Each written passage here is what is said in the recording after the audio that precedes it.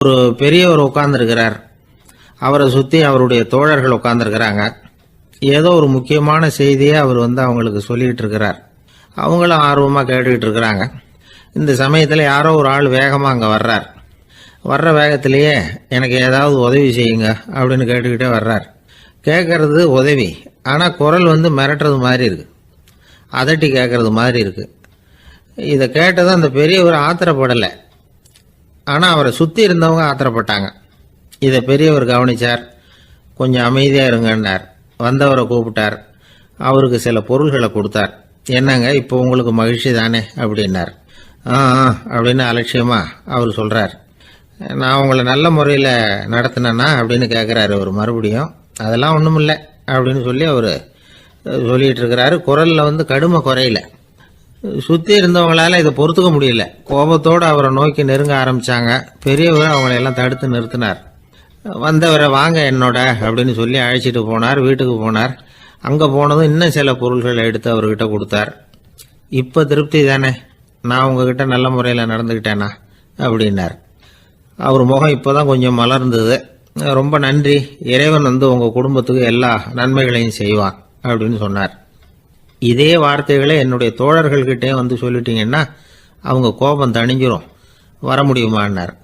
கண்டிப்பாக வர்றேன் அப்படின்னாரு. மறுநாள் காலையில் அந்த இடத்துக்கு வந்தார். அதே மாதிரி சொல்லிவிட்டு அவர் போயிட்டார்.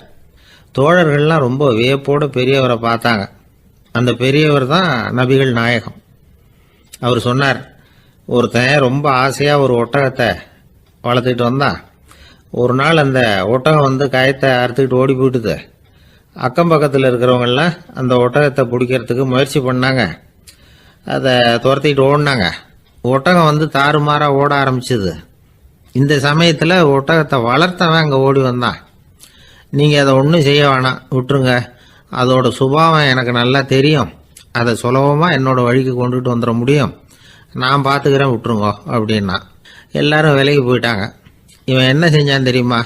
கொஞ்சம் புல்லை கையில் எடுத்துக்கிட்டு அந்த ஒட்டகத்தை நெருங்கினான். அவ்வளவுதான். அது ஓடி இவன் காலடியில் உட்காந்துக்கிட்டது. செல்லமாக அதை அப்படியே தடவி கொடுத்தான். முதுகில் ஏறி உட்காந்துக்கிட்டான். அது பாட்டுக்கு சாதுவாக நடந்து போகுது. இந்த கதையை நபிகள் நாயகம் தம்முடைய தோழர்களுக்கு சொல்றார். ஒட்டகத்தை மட்டும் இல்லை, சில மனிதர்களையும் கூட சில விதத்தில் அணுகிதான் அவர்களை சீர்திருத்த வேண்டியிருக்குது அப்படிங்கிறத அவங்களுக்கு உணர்த்தினார். இது ஒரு அழகான உளவியல் அணுகுமுறை.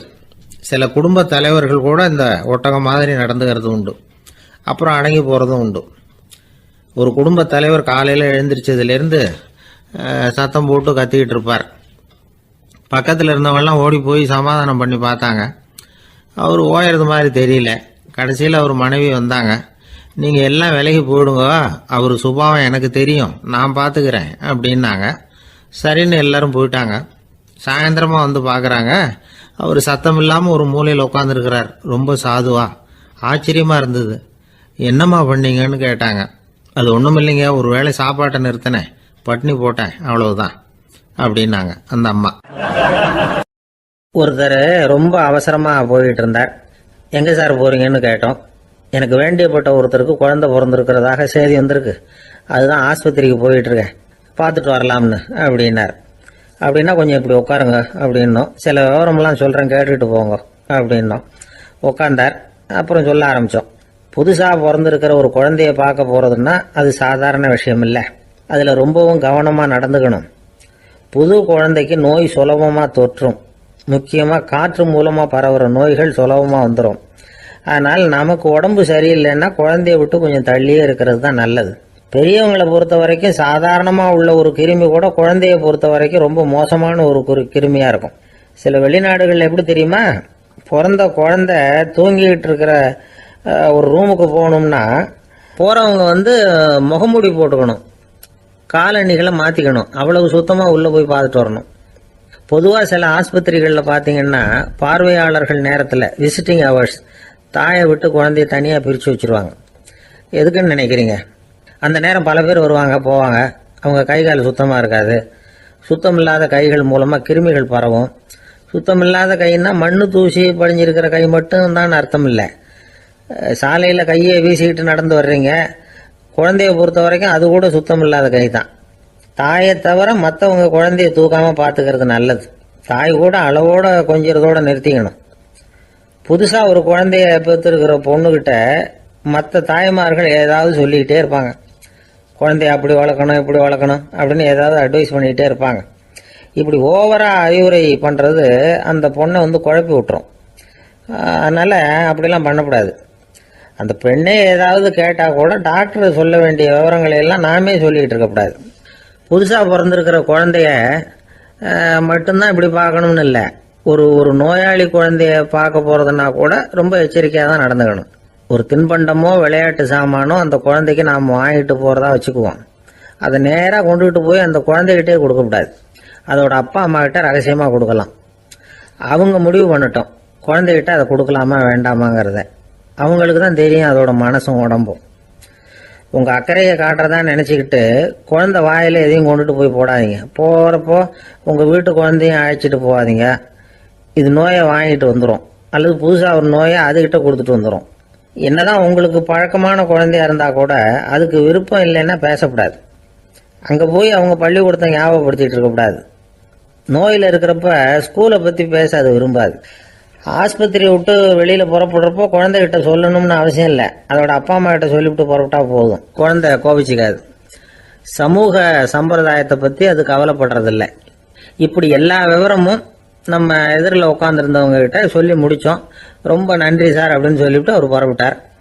குழந்தைங்க கொஞ்சம் வளர்கிற வரைக்கும் தான் நாம் எச்சரிக்கையாக இருக்கணும்னு இல்லை, வளர்ந்த பிறகு இன்னும் எச்சரிக்கையாக இருக்கணும்.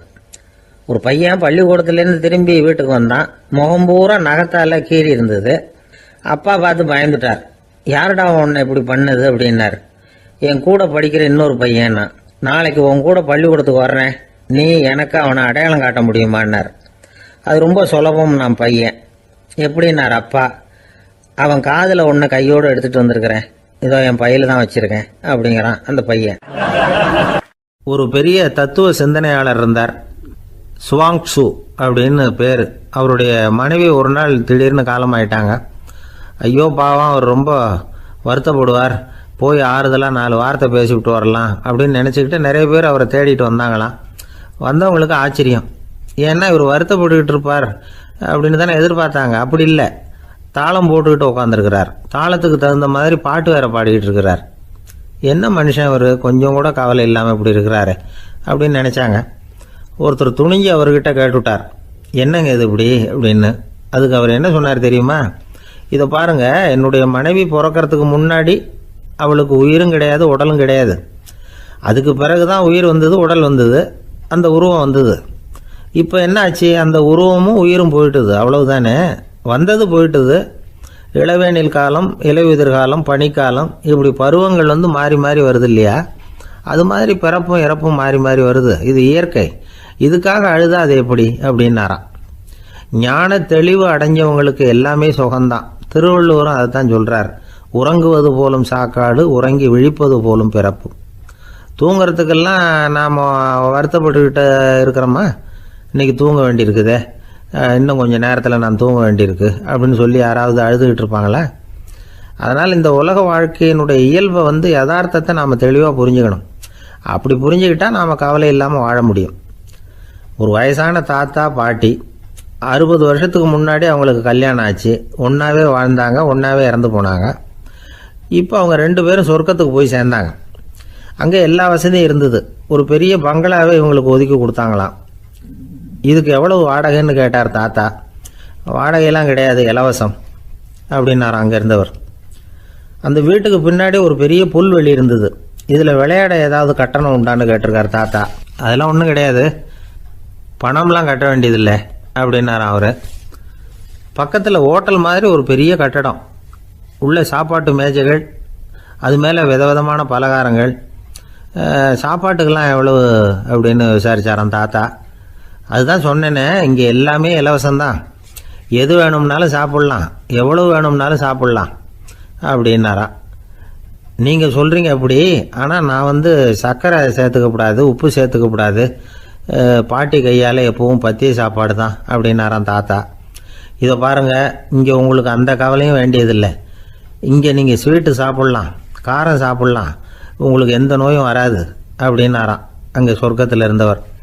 இதை கேட்ட உடனே அந்த தாத்தா பக்கத்தில் நின்ன பாட்டியை பார்த்து கத்தினாராம், அடி பாவி, எல்லாத்தையும் கெடுத்துட்டியே, நீ எனக்கு பத்திய சாப்பாடு போடாமல் கண்டதை திங்க விட்டுருந்தா 10 வருஷத்துக்கு முன்னாடியே நான் இங்கே வந்து சேர்ந்துருப்பேனே அப்படின்னாராம். ஒருத்தர் இருக்கார், நல்ல உத்தியோகத்தில் தான் இருக்கிறார். ஆனால் எப்போ பார்த்தாலும் முகத்தை வெறுப்பாக வச்சிருப்பார். அப்படியே வருவார் போவார். ஏன் சார் இப்படி இருக்கிறீங்க அப்படின்னு விசாரித்தோம். ஏன்டா இந்த வேலைக்கு வந்தோம்னு இருக்கு சார் அப்படின்னார். உங்கள் வேலை உங்களுக்கு பிடிக்கலையா அப்படின்னு கேட்டோம். இல்லைன்னார். இப்படிப்பட்டவங்க வெற்றிகரமான வாழ்க்கை வாழ முடியாது. இது நிபுணர்கள் கருத்து. வேலையை நேசிக்க தெரிந்தவர்கள் வெற்றி பெறுவார்கள் அப்படிங்கிறாங்க அவங்க. எந்த துறையாக இருந்தாலும் சரி, அந்த துறையில் வெற்றிகரமாக இருக்கிறவங்கள விசாரித்து பாருங்க. எனக்கு என்னுடைய வேலை ரொம்ப பிடிக்கும் அப்படின்னு சொல்கிறவங்களா தான் இருப்பாங்க. அப்படி இருந்தால் தான் அது வெற்றிகரமாக இருக்க முடியுது அவங்களால. ஒருத்தனுக்கு பிடித்தமான பொழுதுபோக்கே அவனுடைய தொழிலாக இருந்துட்டுதுன்னா அவனை மாதிரி கொடுத்து வச்சவன் வேற யாரும் இல்லை அப்படிங்கிறார் பெர்னாட் ஷா. ஒரு தடவை மன்னர் ஹுமாயூன் உயிரை தண்ணீர் முண்டு ஊற்றுகிற தொழிலாளி ஒருத்தர் காப்பாத்தினாராம் அந்த ஹுமாயூன் உயிரை. உடனே மன்னர் கேட்டிருக்கார், உனக்கு என்ன வேணும்னாலும் கேளு தரேன், உயர் பதவி வேணுமா அப்படின்னு கேட்டாராம். மன்னா, மக்களின் தாகம் தீர்க்கக்கூடிய இந்த பணியை விட உயர்ந்தது உண்டா அப்படின்னாராம் அந்த தொழிலாளி. அவரால் அவருடைய வேலையை நேசிக்க முடிஞ்சுது, அதனால மகிழ்ச்சியாக இருக்க முடிஞ்சுது. நாமெல்லாம் அப்படி இல்லை. வேலை கிடைக்கிற வரைக்கும் கிடைச்சா போதும் அப்படின்னு இருக்கோம். கிடைச்சதுக்கப்புறம் ஏன்டா அந்த வேலைக்கு வந்தோம்னு ரொம்பவும் அழுத்துக்குவோம். சரி, நாம் இருக்கிற இடத்துல நாம் வெற்றிகரமாக இருக்க வழி உண்டா அப்படின்னா உண்டுன்னு சொல்கிறாங்க. அதாவது மன இயல் நிபுணர்கள் இருக்கிறாங்க இல்லையா, அவங்க அதுக்கு முக்கியமாக 6 வழிகள் சொல்கிறாங்க. நீங்கள் ஒரு அலுவலகத்தில் வேலை பார்க்குறவரா அப்படின்னா இதை கேளுங்க. அதாவது உங்கள் மேலதிகாரி எதிர்பார்ப்புக்கு தகுந்த மாதிரி உங்கள் வேலை இருக்குதா? அப்படி இல்லைன்னா முதல்ல உங்கள் வேலையின் தரம் உயரணும். உங்களுக்கு மேலே கீழே வேலை பார்க்குற பணியாளர்கள்கிட்ட நல்ல விதமாக பழகிறீங்களா? அந்த உறவு முறையில் ஏதாவது குறை இருந்தால் அதை கண்டுபிடிச்சி சரி பண்ணுங்க. நம்பிக்கைக்கு உரியவர் அப்படின்னு நீங்கள் பேர் எடுக்கணும். நீங்கள் எடுக்கிற முடிவு நல்ல முடிவாக தான் இருக்கும் அப்படின்னு அடுத்தவங்க சொல்லணும். உங்கள் தோற்றத்துக்கு முக்கியத்துவம் கொடுங்க. இது மனம் உடல் ரெண்டும் சம்பந்தப்பட்டது. அதனால் மனசையும் ஆரோக்கியமாக வச்சுருக்கணும், உடம்பையும் ஆரோக்கியமாக வச்சுருக்கணும். உங்களுடைய நிர்வாகம் செயல்படுற விதத்தை நல்லா புரிஞ்சு வச்சுக்கணும். உங்களுடைய நிர்வாகம் இப்போ ஒரு காரியம் செய்யுதுன்னு வச்சுங்க, ஏன் அப்படி செய்யுது, எதுக்காக அப்படி செய்யுது, அதனுடைய குறிக்கோள் என்ன, அது நீடிக்கிறதுக்கு காரணம் என்ன, இதையெல்லாம் தெரிஞ்சுக்கணும். சிரிப்புக்கு வஞ்சகம் பண்ணக்கூடாது, நல்லா சிரிக்கணும், அப்போ தான் அது திரும்ப கிடைக்கும். கடந்த கால தோல்வியை பற்றி கவலைப்படக்கூடாது. முதலாளி விருப்பம் தெரிஞ்சு நடந்துக்கிறது நல்லது தான். அதுக்காக காக்கா பிடிக்கணுங்கிற அவசியம் இல்லை. உங்களுக்கு ஒரு பொறுப்பான வேலை கிடைக்குது, உடனே சத்தம் குழப்பம் அப்படின்னு சூழ்நிலையை இறுக்கமாக ஆக்கிடக்கூடாது. எந்த சூழலையும் இயல்பாக கையாளக்கூடியவர் அப்படிங்கிறத காட்டணும். இதெல்லாம் உங்கள் துறையில் நீங்கள் வெற்றி பெற நிபுணர்கள் சொல்கிற யோசனைகள். இவ்வளவு விவரமும் சொல்லிவிட்டு ஒருத்தரை பார்த்து கேட்டோம், இப்போ சொல்லுங்க, நீங்கள் செய்கிற வேலை உங்களுக்கு பிடிச்சிருக்குதா அப்படின்னோம். ரொம்ப ரொம்ப பிடிச்சிருக்குது அப்படின்னார். சரி, என்ன செஞ்சிட்டு இருக்கிறீங்க அப்படின்னு கேட்டோம். சும்மா தான் இருக்கிறேன் அப்படின்னார் அவர். அள்ள அள்ள குறையாதது அட்சய பாத்திரம், அது நமக்கு தெரியும், கேள்விப்பட்டிருக்கிறோம். ஆனால் போட போட நிரம்பாத ஒரு பாத்திரம் உண்டு. அது என்ன தெரியுமா? நம்மள பல பேர்கிட்ட அந்த பாத்திரம் உண்டு. அதுதான் பேராசை அப்படிங்கிற பாத்திரம். அதை நிறைவு செய்யவே முடியாது. பேராசையை பற்றி சுஃபி இலக்கியத்தில் ஒரு பிரபலமான கதை உண்டாம். அதை ஒரு பெரியவர் எடுத்து சொல்லியிருக்கிறார். ஒரு மன்னர் நகர்வலம் போயிட்டு இருக்கார். ஒரு பிச்சைக்காரன் மன்னர் எதிரில் வரான். பிச்சை போடுங்கிறான். என்னுடைய அமைதியை கெடுக்காதே போங்கிறார் மன்னர். அவன் சிரிக்கிறான். அரசே, உங்களுடைய அமைதி கெடக்கூடிய நிலையில் இருந்தா அதுக்கு பேர் அமைதியே கிடையாது அப்படின்னு ஆனா. எதிரில் நிற்கிறது வெறும் பிச்சைக்காரன் இல்லை, யோகி அப்படிங்கிறத மன்னர் புரிஞ்சுக்கிட்டார். துறவியே, உங்களுக்கு என்ன வேணும்னாலும் கேளுங்க, கொடுக்குறேன்னாராம். அந்த துறவி மறுபடியும் சிரிக்கிறார். அரசே, உங்களால் முடியாததையெல்லாம் கொடுக்க முடியும்னு சத்தியம் செய்யாதீங்க அப்படின்னார். மன்னருக்கு கோபம் வந்துட்டுது. என்ன இவர் இப்படி சொல்றாரு அப்படின்னு நினைச்சார். நகர்வலத்தை பாதியிலேயே நிறுத்தினார். வாங்க அரண்மனைக்குன்னார். துறவியை அழைச்சிக்கிட்டு அரண்மனைக்கு வந்துட்டார். துறவி தன்கிட்ட இருந்த பிச்சை பாத்திரத்தை நீட்டினார். இது நிறைய எனக்கு பொற்காசுகள் வேணும் அப்படின்னாராம். அவ்வளவுதானா, இது ஒரு பெரிய காரியமா அப்படின்னு கையை தட்டினாராம் மன்னர். ஒரு பெரிய தாம்பாளம் நிறைய பொற்காசுகள் சேர்ந்தது. அதை அள்ளி போட்டார். போட போட அந்த பிச்சை பாத்திரம் நிரம்பவே இல்லை. பொற்காசுகள் போட போட அவ்வளவையும் உள்ளே வாங்கிக்கிட்டே இருக்குது. அரசாங்க கஜானாவே காலி ஆகிட்டுது. மூட்டை மூட்டையாக பொற்காசுகளை கொட்டி பார்த்துட்டாங்க. அது முழுங்கிக்கிட்டே இருக்குது. கடைசி வரைக்கும் அந்த பிச்சை பாத்திரம் நிரம்பவே இல்லை. அரசர்கிட்ட இருந்த கர்வம் போயிட்டுது. அப்படியே பொத்துன்னு துறவி காலில் விழுந்தார். அப்போ அந்த துறவி சொன்னாராம், மன்னா, இந்த பிச்சை பாத்திரத்தை உங்களால் மட்டும் இல்லை, வேற யாராலையும் நிரப்ப முடியாது. அதுக்கு என்ன காரணம்னா, இது சாதாரண பிச்சை பாத்திரம் இல்லை, பேராசைகளோட வாழ்ந்து செத்து போன ஒரு மனிதனின் மண்டை ஓடுது அப்படின்னாராம். பாருங்க, இதுதான் அந்த சுஃபி இலக்கிய கதை. செத்த பிறகும் நிறைவு இல்லைன்னா அது எப்பேற்பட்ட பேராசையா இருக்கும்னு யோசிச்சு பார்த்துங்க. நம்மால் ஒருத்தர் கல்யாணம் பண்ணிக்க பொண்ணு பார்த்துக்கிட்டு இருந்தார். அழகு, அறிவு, படிப்பு எதுவும் தேவையில்லை, பணம் மட்டும் இருந்தா போதும் அப்படின்னு பார்க்குறவங்க கிட்ட எல்லாம் சொல்லி வச்சார். ரொம்ப நாளைக்கு அப்புறம் ஒரு பணக்காரர் கிடைச்சார். அவர் சொன்னார், இதை பாருங்க, எனக்கு 20 வயசுல ஒரு மகள், அவளை நீங்க கல்யாணம் பண்ணிக்கிட்டா 2 லட்சம் பணம் கொடுப்பேன். 25 வயசுல ஒரு பொண்ணு, அவளை கல்யாணம் பண்ணிக்கிட்டா 2.5 லட்சம் தருவேன். 30 வயசுல ஒரு பொண்ணு இருக்கா, அவளை கல்யாணம் பண்ணிக்கிட்டா 3 லட்சம் தருவேன். என்ன சொல்ற அப்படின்னாராம். இவன் கொஞ்ச நேரம் யோசிச்சு பார்த்துருக்கான். அதுக்கப்புறம் மெதுவாக அவரை நிமிர்ந்து பார்த்து, ஏன் சார், உங்ககிட்ட 50 வயசுல ஏதாவது பொண்ணு இருக்கா அப்படின்னு கேட்டானா. நாட்டில் நல்லவங்க ஒருத்தர் 2 பேர் இருக்கிறதுனால தாங்க மழையே பெய்யுது அப்படின்னு சொல்றது உண்டு. நல்லார் ஒருவர் உளரேல் அவர் பொருட்டு எல்லாருக்கும் பெய்யும் மழை. சில சமயம் ரொம்ப பேர் திடீர்னு நல்லவங்களா ஆகிடுவாங்க போல இருக்கு. அதனால தான் விடாமல் பேய் மழையாக கொட்டி தீர்த்துடுது. எல்லாரும் நல்லவங்களாயிட்டா உலகமே தாங்காது போல இருக்க. அப்பப்போ ஒருத்தர் 2 பேர் நல்லவங்களாகணும். அப்போ தான் சீராக மழை பெய்யும். மாதத்துக்கு 3 பேர் நல்லவங்களானா மாதம் மும்மாரி பொழியும். இதெல்லாம் வேடிக்கை பேச்சு. இப்போ இதெல்லாம் ஒரு பக்கம் இருக்கட்டும். இப்போ விஷயத்துக்கு வருவோம். ஒரு கும்பலில் நல்லவன் யார் அப்படிங்கிறத எப்படி கண்டுபிடிக்கிறது? இதுக்கு ஒரு வேடிக்கை கதை உண்டு. என்னுடைய நண்பர் ஒருத்தருக்கு அவங்க பாட்டியம்மா சொன்ன கதையும் அது. அது என்ன கதைன்னா, ஒரு ஊரில் ஒரு சமயம் பலமான மழை பெய்ய ஆரம்பிச்சுட்டு தான். இடி மின்னல் ரொம்ப கடுமையாக இருந்திருக்குது. ஆரம்பித்த மழை வர வர கடுமையாக ஆகிட்டு இருக்குதே தவிர நிற்கிற பாடா தெரியல. ஊர் ஜனங்கள்லாம் பார்த்தாங்க. இதுக்கு மேலேயும் வீட்டு உள்ள இருந்தால் ஆபத்துங்கிறத புரிஞ்சுக்கிட்டாங்க. ஏன்னா வீடெல்லாம் இடிஞ்சு விழுந்துருமோங்கிற பயம். உடனே எல்லாரும் புறப்பட்டு ஊருக்கு பொதுவாக இருந்த ஒரு மண்டபத்தில் போய் தங்கிக்கிட்டாங்க. மின்னல் கடுமையாக இருந்தது. இடி எந்த நேரத்துலையும் விழலாம்ங்கிற நிலைமை. எப்போ விழலாம்னு பார்த்துக்கிட்டு இருக்குது. அந்த மண்டபத்தில் இருந்த ஜனங்கள் மனசுக்குள்ள ஒரு பயம்.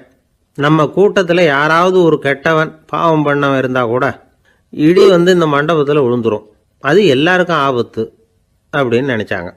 சரி, இதுக்கு என்ன பண்ணலாம் அப்படின்னு யோசனை பண்ணாங்க. அந்த கூட்டத்தில் ஒரு பெரியவர் இருந்தார். அவர் ஒரு யோசனை சொன்னார். இதை பாருங்க, அதுக்கு ஒரு வழி இருக்குது. அதோ எதிர்த்தாப்புல கொஞ்சம் தூரத்தில் ஒரு உயரமாக மரம் ஒன்று இருக்குது பாருங்க. பொதுவாக இடி சுலபமாக விழறது அது மாதிரி உயரமான மரத்தில் தான். நம்ம கூட்டத்தில் இருக்கிறவங்க எல்லாரும் ஒவ்வொருத்தராக போய் அந்த மரத்தை தொட்டு விட்டு திரும்பி வந்துடணும். நம்மள பாவம் பண்ணவன் யாரோ அவன் அந்த மரத்தை தொடுற சமயத்தில் இடி விழுந்துடும். அவன் மட்டும் போயிடுவான். மண்டபத்தில் இருக்கிற நாமெல்லாம் பொழைச்சிக்கலாம் அப்படின்னு ஐடியா கொடுத்தார் அந்த பெரியவர். இது நல்ல யோசனையாக பட்டது. எல்லாரும் ஒத்துக்கிட்டாங்க. ஒவ்வொருத்தராக போய் அந்த மரத்தை தொட்டு விட்டு திரும்பி வந்தாங்க. இடி எதுவும் விழலை. இன்னமும் பாவம் பண்ண ஆசாமி அதை போய் தொடலை போல இருக்கு அப்படின்னு நினச்சிக்கிட்டாங்க. ஒவ்வொருத்தராக போகிறாங்க. எல்லாரும் போய் தொட்டுவிட்டு வந்தாச்சு. இன்னும் ஒரே ஒரு ஆசாமி தான் பாக்கி. கடைசியாக இருந்த அந்த ஆள் பயந்துட்டான். இது வரைக்கும் இடி விழலைன்னா இப்போ என்ன அர்த்தம்? இப்போ நாம தான் பாக்கி, நாம தான் தப்பு பண்ண ஆள் போல இருக்கு அப்படின்னு நினச்சிட்டான். அதனால் துணிச்சலாக போய் தொடுறதுக்கு பயந்தான். தயங்கிக்கிட்டே இருந்தான். இருந்தாலும் மற்றவங்கெல்லாம் சும்மா இருப்பாங்களா? கட்டாயப்படுத்தி கழுத்தை பிடிச்சி தள்ளாத குறையா அவனை தள்ளி விட்டாங்க. போய் தொட்டுட்டு வாடான்னு. அவன் நடுங்கிட்டே போய் அந்த மரத்தை தொட்டான். அதே வினாடி ஒரு பயங்கரமான மின்னல் இடி விழுந்துட்டுது. எங்கே விழுந்தது தெரியுமா? அந்த ஆள் மேலே இல்லை, மண்டபத்தில் விழுந்தது. மண்டபத்தில் இருந்தவங்க பூரா காலி. அந்த ஒரு ஆள் மட்டும் புழைச்சிக்கிட்டான். இந்த ஒரு ஆளை காப்பாற்றுறதுக்காக தான் இடி மண்டபத்தில் விழாமல் இருந்திருக்குது. இதுதான் கதை. அதனால் நல்லவங்க எப்படியும் தப்பிச்சுக்குவாங்க அப்படிங்கிறது ஒரு நீதி. ஒருத்தன் அப்படி தான் தெருவில் நடந்து போய்கிட்டு இருந்தான். ரொம்ப நல்லவன். எதிரில் ஒருத்தன் சைக்கிளில் வந்துக்கிட்டு இருந்தான். அதில் மோதி இவன் கீழே விழுந்துட்டான். சைக்கிள்காரன் உடனே இறங்கி இவனை தூக்கி விட்டான். இவன் எழுந்திரிச்சு அவனை முறைச்சி பார்த்தான். அப்படி பார்க்காதீங்க சார், நீங்கள் ரொம்ப புண்ணியம் பண்ணியிருக்கீங்க, அதுதான் இப்போ சைக்கிளில் மோதிக்கிட்டீங்க அப்படின்றான். என்ன அப்படி சொல்கிறேன் நான் இவன், 10 நிமிஷத்துக்கு முன்னாடி நான் லாரி ஓட்டிகிட்டு வந்தேன், அப்போ நீங்கள் எதிரில் வந்திருந்தீங்கன்னா என்ன ஆயிருக்கும் அப்படின்னானா அவன். ஒரு பெரிய அரசன் இந்த உலகம் பூராவையும் ஆண்டுகிட்டு இருந்தான். ரொம்ப காலம் அப்படி அரசாட்சி பண்ணிக்கிட்டு இருந்தான். திடீர்னு அவனுக்கும் சில எதிரிகள் முளைச்சாங்க. அவங்கெல்லாம் ஒன்று சேர்ந்து இவனை தோற்கடிச்சுட்டாங்க. தோற்று போனது இவனுக்கு பயம் வந்துட்டுது, எங்கே எதிரிகள் நம்ம கொண்டுடுவாங்களோ அப்படின்னு. வெளியில் வந்தால் தனக்கு ஆபத்துன்னு பயந்துக்கிட்டு யாருக்கும் தெரியாமல் ஒரு குகைக்குள்ளே போய் பதுங்கி கிடக்கிறான். நிலைமையை பாருங்கள்.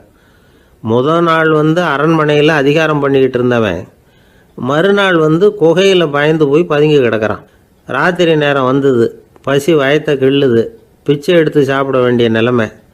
பிச்சை எடுக்கிறதுக்கு பாத்திரம் வேணுமே, என்ன பண்ணுறது அப்படின்னு அங்கேயும் இங்கேயும் பார்க்குறான். ஒரு மூலையில் யாரோ விட்டுட்டு போன ஒரு ஓடு கிடக்குது. அதை எடுத்துக்கிட்டு புறப்பட்டான். இருட்டில் வழி புரியல. ஏதோ ஒரு யூகத்தில் காலை மெதுவாக எடுத்து வச்சு நடந்து போயிட்டுருக்கிறான். வழியில் ஒரு கருப்பு நாய் படுத்து கிடந்தது. இருட்டில் அவன் இது கண்ணுக்கு சரியாக தெரியல. அவனுக்கு தவறி போய் காலை வச்சுட்டான். அது மேலே நாய் சும்மா இருக்குமா, வள்ளுன்னு விழுந்து கடிச்சு விட்டுது. காலை பார்க்குறான், காலத்தையும் நினச்சி பார்க்குறான். அரண்மனையில் வீரக்கழல் அணிந்த காலை உடைய மன்னா அப்படின்னு புகழ்வாங்களே புலவர்கள்லாம். ஆனால் அது இன்றைக்கி நாய் கடித்த காலம் ஆகிட்டுதே அப்படின்னு நினைக்கிறான். அது மட்டும் இல்லை, முன்னாடியெல்லாம் பொற்கிண்ணங்களில் தான் அவன் சாப்பிடுவான். ஆனால் இப்போது உடஞ்சி போன ஓட்டு, அது ஓட்டை கையில் வச்சுக்கிட்டு நிற்கிறான். அதில் ஏதாவது யாராவது சாப்பாடு போடுவாங்களான்னு. முன்னாடியெல்லாம் நிறைய பேர் அரண்மனைக்கு வருவாங்க. அரசருக்கு காணிக்கைன்னு சொல்லி இவன் காலடியில் கொண்டாந்து கொட்டுவாங்க. அப்போல்லாம் இவன் அந்த ஜனங்களுடைய முகத்தை திரும்பி கூட பார்க்கறதில்ல, ரொம்ப கர்வமாக உட்காந்துருப்பான்.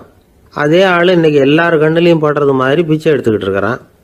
அப்போலாம் காணிக்கைகளை தன்னுடைய கையால் வாங்கிறது தனக்கு கௌரவ குறைச்சல்னு நினச்சி தன்னுடைய வேலைக்காரங்களை விட்டு தான் அதை வாங்க சொல்லுவான். இப்போ பார்த்தீங்கன்னா அவனே தன் கையாலேயே பிச்சை வாங்குறான். நினச்சி பாருங்கள், அந்த மனுஷன் நாள் அரசன், மறுநாள் பிச்சைக்காரன். எவ்வளோ வித்தியாசம்! செல்வம் தான் இப்படி ஒரு வித்தியாசம் ஏற்படுறதுக்கு காரணம். அப்படிப்பட்ட செல்வம் வாழ்க்கையை நடத்துறதுக்கு நமக்கு தேவை தான். ஆனால் அதையே நாம் அடைய வேண்டிய பயனாக நினைக்கிறோம் பாருங்கள், அதுதான் வேடிக்கை. இதை நம்மாழ்வார் அழகாக ஒரு பாசுரத்தில் சொல்கிறார். ஒரு நாயகமாய் ஓட உலகுடன் ஆண்டவர், கருணாய் கவர்ந்த காலர், சிதைகிய பானையர், பெருநாடு காண இம்மையிலே பிச்சைதாம் கொள்வர், திருநாரணன் தாழ் காலம் பெற சிந்தித்து உய்மினோ அப்படிங்கிறார் நம்மாழ்வார். ஒரு பெரிய பணக்காரர் ஒரு துறவிகிட்ட போய், சாமி என்கிட்ட நிறைய பணம் இருக்குது, இருந்தாலும் நிம்மதி இல்லை, என்னால் நிம்மதியாக இருக்க முடியல, என்ன காரணம்னு கேட்டாராம். உடனே அந்த துறவி இதுக்கு நேரடியாக பதில் சொல்லாமல் பக்கத்தில் நின்றுக்கிட்டு இருந்த ஒரு குழந்தைய கூப்பிட்டார். அது ஓடியாந்தது. ஒரு ஆப்பிள் பழத்தை எடுத்து அது கையில் கொடுத்தார். அதை வாங்கிக்கிட்டு குழந்தை சிரிச்சுது. இன்னொரு பழத்தை எடுத்து கொடுத்தார். அதை இன்னொரு கையில் வாங்கிட்டு சிரிச்சுது. 3வது ஆப்பிள் எடுத்து கொடுத்தார். 2 பழத்தையும் நெஞ்சில் அணைச்சிக்கிட்டு 3வது பழத்தையும் வாங்கிறதுக்கு முயற்சி பண்ணிச்சு. ஆனால் அது உடனே நழுவி கீழே விழுந்து உருண்டு ஓடிச்சு. ஏற்கனவே இருந்ததும் விழுந்துட்டுது. இப்போ அந்த குழந்தை அழ ஆரம்பிச்சுட்டுது. இப்போ அந்த துறவி பணக்காரர்கிட்ட சொன்னாராம், குழந்தைய கவனிச்சியா, 2 ஆப்பிள் போதும்னு அது நினச்சிருந்தா இப்போ அது அழ வேண்டிய அவசியம் வந்திருக்குமா அப்படின்னாராம். எதுவுமே அளவுக்கு மிஞ்சினா துன்பந்தான். இந்த காலத்தில் இதெல்லாம் யார் காதில் வாங்குறாங்க? ஒருத்தனை நல்ல வழிக்கு கொண்டு வரணும்னு நினச்சி அவனை கூப்பிட்டு உட்கார வச்சு இந்த கதையை சொல்லிகிட்டு இருந்தாங்க. சொல்லிவிட்டு அந்த குழந்தை செஞ்சது தப்பு தானே அப்படின்னு கேட்டிருக்கிறாங்க. ஆமாம், தப்பு தான், நானாக இருந்தால் அப்படி செஞ்சுருக்க மாட்டேன் நானா இவன். 2 பழமே போதும்னு சொல்லியிருப்பியா அப்படின்னு கேட்டிருக்காங்க. அப்படி இல்லைங்க, அவர் கொடுக்க கொடுக்க ஒவ்வொரு பழமாக வாங்கி பின்னாடி வச்சுட்டு மறுபடியும் கையை நீட்டுவேன் அப்படிங்கிறானா. இவெல்லாம் எந்த காலத்தில் திருந்துறது? ஒரு நாள் ஒரு 10-15 பள்ளிக்கூடத்து பிள்ளைங்க தேடிட்டு வந்தாங்க. உங்களை பார்த்துட்டு தான் போகணும், அதுக்காக தான் வந்திருக்கோம்னாங்க. என்ன விஷயம்னு கேட்டோம். நாங்கள்லாம் கூடி ஒரு முடிவு பண்ணியிருக்கிறோம், அதை உங்கள்கிட்ட சொல்லணும் அப்படின்னாங்க. அதுவும் ஒரு வாண்டு பையன் அதை சொன்னான். என்ன முடிவு அது அப்படின்னு கேட்டோம் ரொம்ப ஆர்வமாக. அதை இப்போ சொல்ல மாட்டோம், எங்களுக்கு பிடிக்கிற மாதிரி ஏதாவது ஒரு தகவல் சொன்னால் அதுக்கப்புறம் நாங்கள் அதை சொல்கிறோம் அப்படின்னா அந்த வாண்டு பையன். சரி, சின்ன பையன்கிட்ட இன்றைக்கி வசமாக மாட்டிக்கிட்டோம் அப்படின்னு நினச்சிக்கிட்டு அவங்களுக்கு தகுந்த மாதிரி ஒரு கதை சொல்ல ஆரம்பித்தோம். அது என்ன கதைன்னா, ஒரு பெரிய காடு, அதில் பலவிதமான மிருகங்கள். அந்த காட்டுக்கு ஒரு சிங்கம் தான் ராஜா. எப்பவும் காட்டுக்கு அது தானே ராஜா. ஒரு பெரிய யானைக்கு இது பொறுக்கலை. என்ன இது, எப்போ பார்த்தாலும் இங்கே சிங்கத்துக்கே ராஜா பதவி கிடைக்குது, நான்லாம் எவ்வளவு பலசாலியாக இருக்கிறேன், அப்படி இருந்தும் எனக்கு அந்த பதவி கிடைக்கலையே அப்படின்னு தனக்குள்ளே பொறுமிக்கிட்டே இருந்தது. ராஜா பதவியை நினச்சி ரொம்ப ஏக்கம், அதுக்கு பதவி மோகம். இந்த சமயம் பார்த்து ஒரு குள்ள நரி கூட்டம் அதை தேடிட்டு வந்தது. ஐயா பெரியவங்களே, நீங்கள் இந்த காட்டுக்கு ராஜாவாக இருக்க ஆசைப்படுறீங்க, அதில் ஒன்றும் தப்பு இல்லை. ஆனால் அதுக்கு முன்னாடி நீங்கள் எங்கள் கூட்டத்துக்கு கொஞ்ச நாள் தலைவராக இருங்க, அதாவது ராஜாவாக இருங்களேன், உங்களுக்கும் ஒரு ட்ரைனிங் கிடைச்சது மாதிரி இருக்கும் அப்படின்னு சொல்லியிருக்குது இந்த கூட்டம், குள்ள நெறி கூட்டம். இதை கேட்ட உடனே யானைக்கு ரொம்ப சந்தோஷம் தாங்கலை. அதுதான் எப்போன்னு பதவிக்காக காத்துக்கிட்டு இருக்குதே. இருந்தாலும் கொஞ்சம் பிகுவோட, சரி நீங்கள்லாம் இவ்வளோ தூரம் என்னை தேடிட்டு வந்து கேட்கறதுனால மறுக்க முடியல அப்படின்னு ரொம்ப ஏதோ அவளுக்கு சிரமப்பட்டு ஒத்துக்கிறது மாதிரி ஒத்துக்கிட்டது. ஏதோ உங்கள் ஆசைக்கு கட்டுப்படுறேன், கொஞ்ச நாள் உங்கள் கூட்டத்துக்கு ராஜாவாக இருக்கிறதுக்கு சம்மதிக்கிறேன் அப்படின்னுது. உடனே அந்த யானை ராஜ நட போட ஆரம்பிச்சிட்டுது. யானை சாதாரணமாக நடந்தாவே எப்படி இருக்குங்கிறது நமக்கு தெரியும். அதுவே ராஜ நடந்தால் எப்படி இருக்கும் கற்பனை பண்ணி பாருங்கள். யானை முன்னாடி கம்பீரமாக போய்கிட்டு இருக்குது, தலைவர் இல்லையா, அதனால் குள்ள நரிகள்லாம் ரொம்ப அடக்கமாக அது பின்னாடி அணிவகுத்து போயிட்டு இருக்குது. ராஜா வாழ்க, மன்னர் வாழ்க அப்படின்னு கோஷம் வேற. யானைக்கு தலைகால் புரியல, அவ்வளவு சந்தோஷம். அந்த யானைக்கு செருக்கு, ஆணவம் எல்லாம் ஏற்பட்டு போச்சு. அதுக்கப்புறம் அது தரையை பார்க்குமா, நிமிர்ந்து நடக்க ஆரம்பிச்சுட்டுது. தரையை பார்க்குறதே இல்லை. அப்படி போயிட்டுருக்கிறப்போ ஒரு சதுப்பு நிலத்தில் திடீர்னு காலை வச்சுட்டுது. அவ்வளவுதான், கால் உள்ளே போட்டுது. இன்னொரு காலை எடுத்து வச்சுது, அதுவும் உள்ளே போட்டுது. அந்த 2 காலையும் எடுக்கிறதுக்காக அடுத்த 2 காலையும் அழுத்துச்சு, அதுவும் உள்ளே போக ஆரம்பிச்சுட்டுது. இப்போ 4 காலம் வசமாக சேத்துல அழுந்தி போச்சு, எடுக்க முடியல. குள்ள நரிகள்லாம் அதை சுற்றி சுற்றி வந்தது. சிலது சுற்றி நின்று டான்ஸ் ஆட ஆரம்பிச்சுட்டுது யானையை பார்த்துட்டு. இதை யானை பார்த்தது. என்ன இது, தலைவர் நான் தவிச்சுக்கிட்டு இருக்கிறேன், தொண்டர்கள்லாம் சுற்றி நின்று வேடிக்கை பார்த்துக்கிட்டு இருக்கிறீங்க, டான்ஸ் ஆடுறீங்க அப்படின்னு கேட்டுதான். தொண்டர்களே, தலைவர் நான் தவிச்சுக்கிட்டு இருக்கிறது உங்களுக்கு தெரியலையா? இப்போ உடனே உங்கள் தலைவரை காப்பாற்ற வேண்டியது உங்கள் கடமை இல்லையா அப்படின்னு கத்துச்சான் அந்த யானை. குள்ள நரிகளில் ஒன்று முன்னாடி நின்று அந்த யானையை பார்த்து தான், தலைவரே எங்களுக்கு ரொம்ப நாளாக ஒரு ஆசை, அந்த ஆசையை நிறைவேற்றிக்கிறதுக்காகத்தான் உங்களை எங்கள் தலைவராக ஏற்றுக்கிறோம்னு சொன்னோம் அப்படின்னு தான். என்ன ஆசைன்னு கேட்டிருக்கு யானை.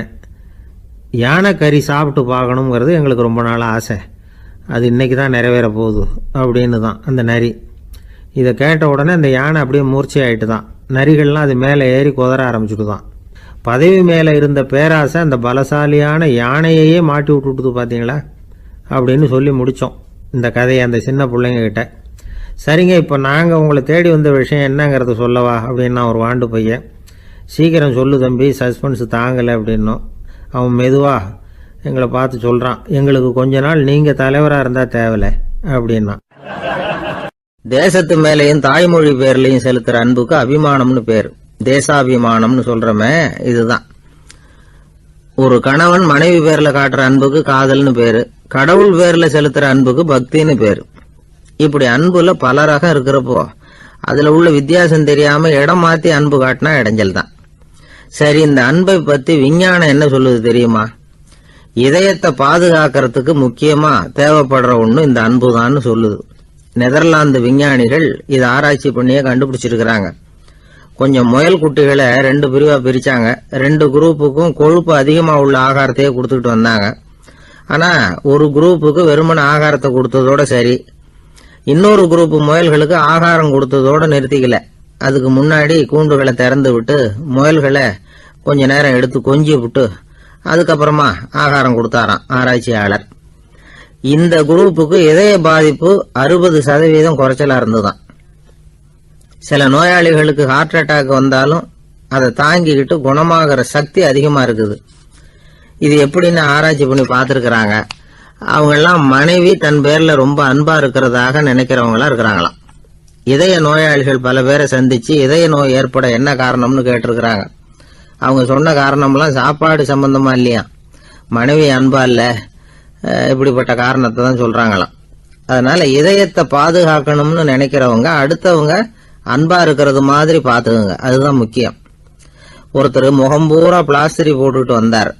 ரொம்ப கோபமா என்னங்க ஆச்சுன்னு விசாரிச்சேன். எல்லாம் உங்களால தான் சார்னார். விவரமா சொல்லுங்களேன். என்ன உங்க தகவலை கேட்டுட்டு ஒரு பூனைக்குட்டியை கையில எடுத்தேன், அன்பா அதை தடவி கொடுக்கறதுக்காக. ஆனா அது முந்திக்கிட்டது. அது என் முகத்தை தடவி கொடுத்துட்டுது. முகம் பூரா நகை கீறல். அதுதான் இப்படி அப்படின்னார்.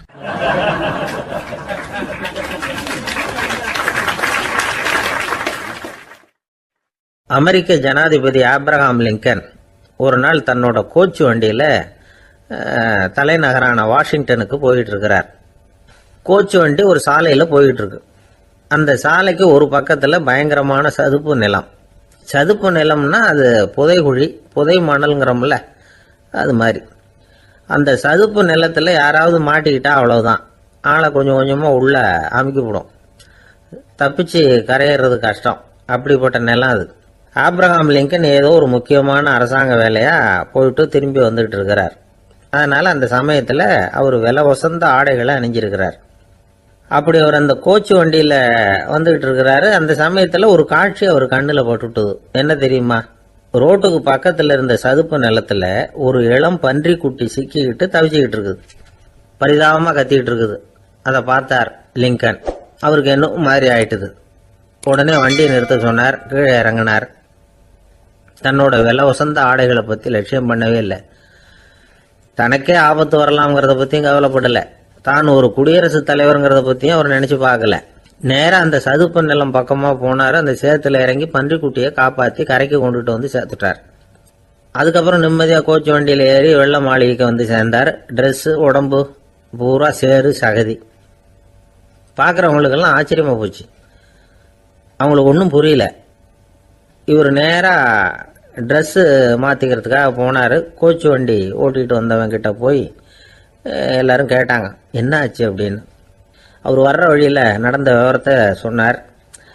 ஆப்ரஹாம் லிங்கனுடைய இந்த இறக்க குணத்தை எல்லாரும் பாராட்டினாங்களாம், புகழ்ந்தாங்களாம். ஆனா இதுக்கு லிங்கன் என்ன பதில் சொன்னார் தெரியுமா?